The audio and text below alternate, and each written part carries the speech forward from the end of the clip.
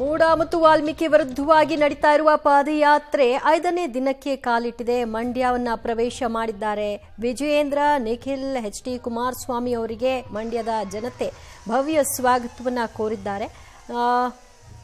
Vijayendra, Nikhil, H D. Kumaraswamy ಭಾಷಣದ ಹೊತ್ತಿನಲ್ಲಿ ಮೂಡ ಮತ್ತು ವಾಲ್ಮೀಕಿ ಹಗರಣದ ಕುರಿತಾಗಿಯೂ ಕೂಡ ಪ್ರಸ್ತಾಪಿಸಿದ್ದಾರೆ.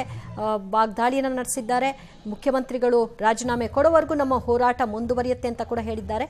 7 ದಿನಗಳ ಈ ಪಾದಯಾತ್ರೆ ಶನಿವಾರ ಆರಂಭ ಆಯಿತು, ಶನಿವಾರಕ್ಕೆ ಮುಕ್ತಾಯವಾಗಲಿದೆ. ಇದು 5ನೇ ದಿನಕ್ಕೆ ಕಾಲಿಟ್ಟಿದೆ.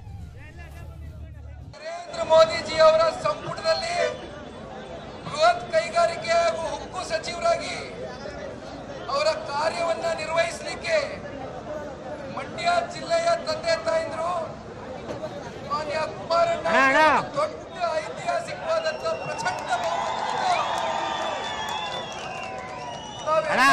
ಇವತ್ತು ಆಶೀರ್ವಾದ ವರಿಷ್ಠರು